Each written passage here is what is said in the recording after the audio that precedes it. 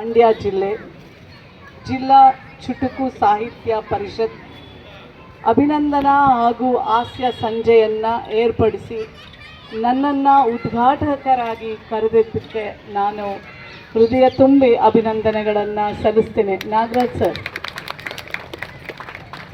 ನನ್ನ ಸಹೋದರ ಶಾಸಕರು ರವಿ ಗಾಣಿಗೆ, ನಾವು ಯಾವುದೇ ಜಿಲ್ಲೆಗೆ ಹೋದರೆ ನಮ್ಮ ಪ್ರವಾಸ ಇದ್ದಾಗ ಜನರೊಟ್ಟಿಗೆ ಅಧಿಕಾರಿಗಳೊಟ್ಟಿಗೆ ಇದ್ದಾಗ ಗೊತ್ತಾಗ್ಬಿಡುತ್ತೆ ಅಲ್ಲಿನ ಶಾಸಕರು ಜನಸ್ನೇಹಿನ, ಜನರ ಸ್ನೇಹಿನ, ಮಹಿಳಾ ಸ್ನೇಹಿನ ಅಂತ. ಶಾಸಕರಿಗೆ ಒಳ್ಳೆಯ ಹೆಸರಿದೆ, ಜನ ಮನ್ನಣೆ ಇದೆ, ಜನರನ್ನು ಪ್ರೀತಿ ಮಾಡ್ತಾರೆ. ಇದು ಹೀಗೆ ಮುಂದುವರಿಲಿ. ನನಗಿಂತ ಚಿಕ್ಕವನು ವಯಸ್ಸಲ್ಲಿ. ಅವರ ಒಂದು ಎಲೆಕ್ಷನ್ ಕ್ಯಾಂಪೇನಿಗೆ ಪ್ರಿಯಾಂಕಾ ಗಾಂಧಿಯವರು ಬಂದಿದ್ದರು. ಅವರ ಹಿಂದಿ ಭಾಷಣವನ್ನು ನಾನು ಕನ್ನಡಕ್ಕೆ ಅನುವಾದ ಮಾಡಿದೆ. ಸೊ ಆವಾಗ ರವಿನ ನೋಡ್ತಾ ಇದ್ದಾಗ ನನಗೆ ಅನಿಸ್ತಿತ್ತು, ಅಪ್ಪ ಇವನು ಗೆದ್ಬಿಡ್ಲಪ್ಪ. ಎಷ್ಟು ಮಾನಸಿಕವಾಗಿ ಒತ್ತಡವನ್ನು ಏರಿದ್ರು ಅಂದರೆ, ಅದಕ್ಕೆ ಮುಂಚೆ ಎಲೆಕ್ಷನ್ ಸೋತಿದ್ದ. ಆದರೆ ಒಬ್ಬ ತಮ್ಮನಾಗಿ ನಾನು ಯಾವಾಗಲೂ ಅಕ್ಕನಾಗಿ ಒಂದು ತಾಯಿಯಾಗಿ ಹಾರೈಸಿದ್ದೆ. ಮತ್ತು ಗೆದ್ದು ಬಂದ, ಜನರು ಆಶೀರ್ವಾದ ಮಾಡಿದ್ರು. ಆ್ಯಂಡ್ ಅದೇ ಥರ ಕೆಲಸನೂ ಮಾಡ್ತಾ ಇದ್ದಾರೆ. ಒಳ್ಳೆಯದಾಗಲಿ ಅಂತ ಹಾರೈಸ್ತಾ, ಇವತ್ತು ವೇದಿಕೆ ಮೇಲೆ ಅಶ್ವಥ್ ಸರ್ ಮಗ ಇದ್ದಾರೆ. ನಾವೆಲ್ಲ ಸಾಮಾನ್ಯ ಮಕ್ಕಳು, ನಾವೆಲ್ಲ ಫಿಲಮ್ ಆ್ಯಕ್ಟ್ರುಗಳ ಜೊತೆ ಕುತ್ಕೊಳ್ಳೋದಾಗಲಿ, ಅವ್ರ ಹತ್ರ ಹೋಗೋದಾಗಲಿ ಎಲ್ಲ ನಮಗೆ ಕನಸು. ನಾನೊಂದು ಹಳ್ಳಿಯಿಂದ ಬಂದವಳು. ನಮ್ಮೂರು ಮಾರೇನಹಳ್ಳಿ, ವಿಜಯನಗರದಲ್ಲಿ ಇರುವಂಥ ಮಾರೇನಹಳ್ಳಿ ನಮ್ಮೂರು. ನಮ್ಮೂರಲ್ಲಿ 7ನೇ ಕ್ಲಾಸ್ ಆದಮೇಲೆ ಹೆಣ್ಮಕ್ಳಿಗೆ ಋತುಮತಿ ಆದ ತಕ್ಷಣ ಮೈ ನೆರೆದ ಮೇಲೆ ಹೆಣ್ಮಕ್ಳಿಗೆ 2-3 ವರ್ಷಕ್ಕೆ ಮದುವೆ ಮಾಡಿಬಿಡೋರು. ನಮ್ಮೂರಲ್ಲೂ ಹಂಗೇನೆ. ಆದರೆ ನಮ್ಮ ತಂದೆ ನನ್ನನ್ನು ಓದಿಸಿದ್ರು, ಮದುವೆ ಮಾಡಲಿಲ್ಲ. ಇಡೀ ಊರಿಗೆ ನಾನು ಮೊದಲನೇ ವಿದ್ಯಾವಂತೆ ಆದೆ, ಮೊದಲನೇ ಡಾಕ್ಟ್ರ್ ಆದೆ. ನನ್ನ ತಂದೆ ಇಲ್ಲ, 20 ವರ್ಷ ಆಯಿತು ಅವರು ಇಲ್ಲ ನಮ್ಮ ಜೊತೆ. ಆದರೆ ಪ್ರತಿ ವೇದಿಕೆಯಲ್ಲಿ ಮರೀದೆ ನನ್ನ ತಂದೆನ ನೆನಪು ಮಾಡ್ಕೋತೀನಿ. ಯಾಕೆಂದರೆ ಅವ್ರು ಕೊಟ್ಟಂಥ ಶಿಕ್ಷಣ, ಯಾವ ಊರ್ರಿ, ಮಾರೇನಹಳ್ಳಿ ಯಾವುದು, ಮಂಡ್ಯ ಯಾವುದು, ಯಾವ ಋಣಾನುಬಂಧ, ಆ ಶಿಕ್ಷಣ ಅನ್ನೋದಿದೆಯಲ್ಲ, ಅದು ನನ್ನನ್ನು ಇಲ್ಲಿ ತನಕ ಕರ್ಕೊಂಡು ಬಂತು ಅಂತ ಹೇಳೋಕ್ಕೆ ನಾನು ಹೆಮ್ಮೆ ಪಡ್ತೇನೆ. ಎಲ್ಲ ಮಕ್ಕಳನ್ನು ಓದಿಸ್ಬೇಕು, ಎಷ್ಟೇ ಕಷ್ಟ ಆಗಲಿ.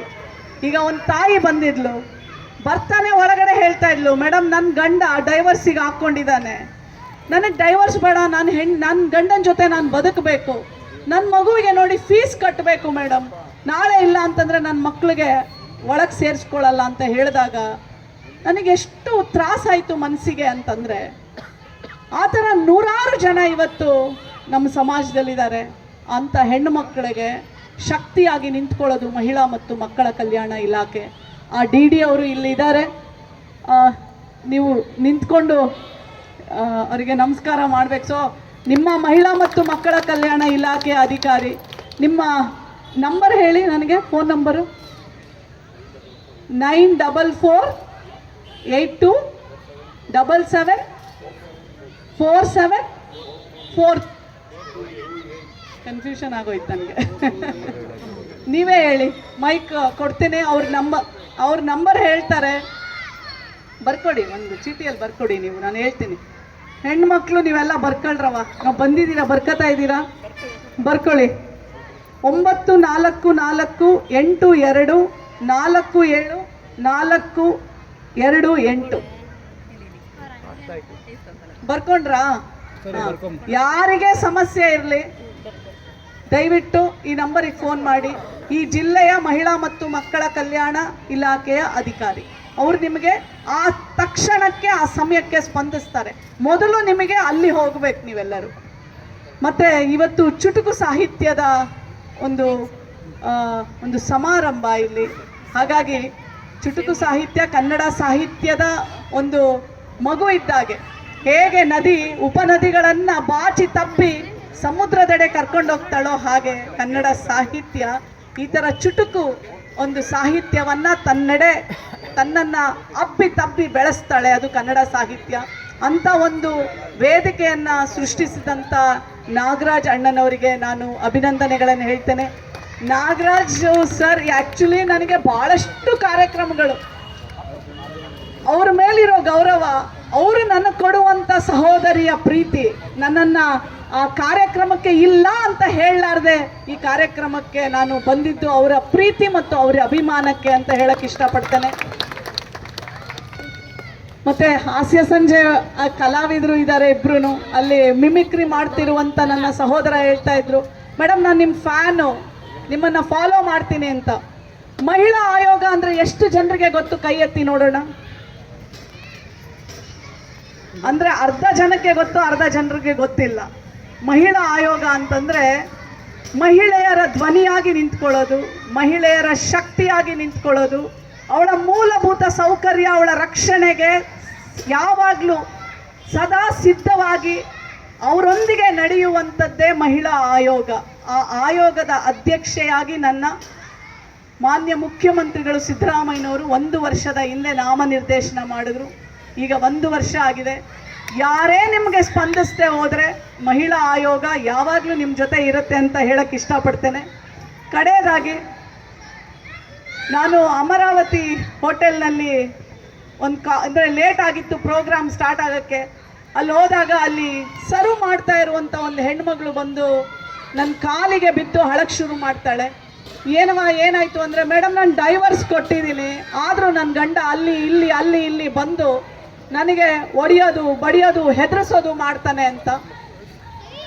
ಇಮ್ಮಿಡಿಯೇಟ್ಲಿ SP ಫೋನ್ ಮಾಡಿದ್ದೆ ಲಾಸ್ಟ್ ಟೈಮು. ಈ ಸಲ ಸಿಕ್ಕಿದ್ಲು, ಮೇಡಮ್ ಅವ್ನು ಬರೋದು ನಿಲ್ಲಿಸ್ಬಿಟ್ಟಿದ್ದಾನೆ, ಈಗ ನನಗೆ ಯಾವುದು ಥರ ಅವ್ನು ನನಗೆ ತೊಂದರೆ ಕೊಡ್ತಾ ಇಲ್ಲ ಅಂತ ಹೇಳಿದಾಗ ನನಗೆ ಎಷ್ಟು ಖುಷಿ ಆಯಿತು ಅಂದರೆ, ಸರ್ 2 ಮಕ್ಕಳಿದ್ದಾರೆ, ಅವಳಲ್ಲಿ ಸರ್ವರ್ ಆಗಿ ಕೆಲಸ ಮಾಡ್ತಾಳೆ.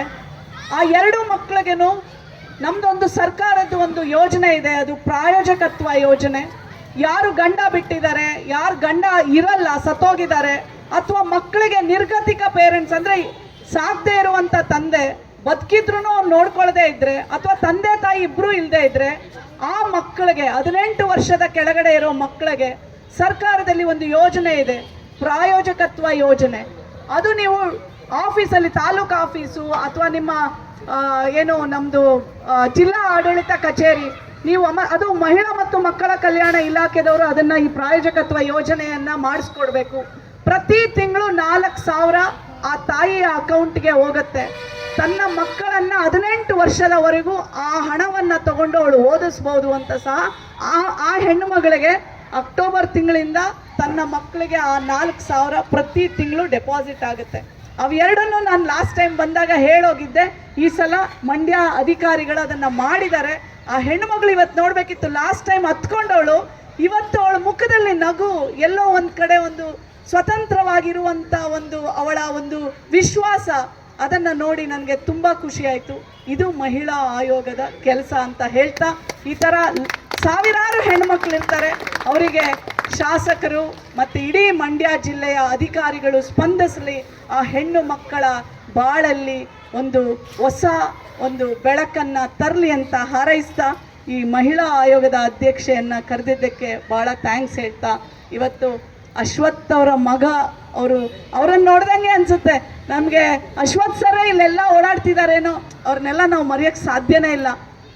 ನಾವು ಮಕ್ಕಳಾಗಿ ನೋಡ್ಕೊಂಬಂದ್ವಿ. ಮತ್ತು ನಮ್ಮ ಪಕ್ಕದಲ್ಲಿ ಶಿವಾನಂದ ಅಣ್ಣ ಅವರಿದ್ದಾರೆ, ಮತ್ತು ಎಲ್ಲರ ಹೆಸರು ನನಗೆ ಗೊತ್ತಿಲ್ಲ. ಅಲ್ಲಿ ನನ್ನ ಅಣ್ಣ ಇದ್ದಾರೆ, ಸಹೋದರ, ನಮ್ಮ ದೊಡ್ಡಣ್ಣ ಅವರು, ಮತ್ತು ನಮ್ಮ 2 ಹೆಣ್ಮಕ್ಳಿದ್ದಾರೆ. ಮತ್ತು ಎಲ್ಲ ಇಲ್ಲಿ ಕೂತಿರೋರಿಗೆಲ್ಲ ನಾನು ಸಹೋದರಿಯಾಗಿ, ತಾಯಿಯಾಗಿ, ತಂಗಿಯಾಗಿ ನನ್ನನ್ನು ಈ ಕಾರ್ಯಕ್ರಮಕ್ಕೆ ಕರೆದಿದ್ದಕ್ಕೆ ಮತ್ತೊಮ್ಮೆ ಅಭಿನಂದನೆಗಳನ್ನು ಹೇಳ್ತಾ ನನ್ನ 2 ಮಾತುಗಳನ್ನು ಮುಗಿಸ್ತೇನೆ. Thank you so much.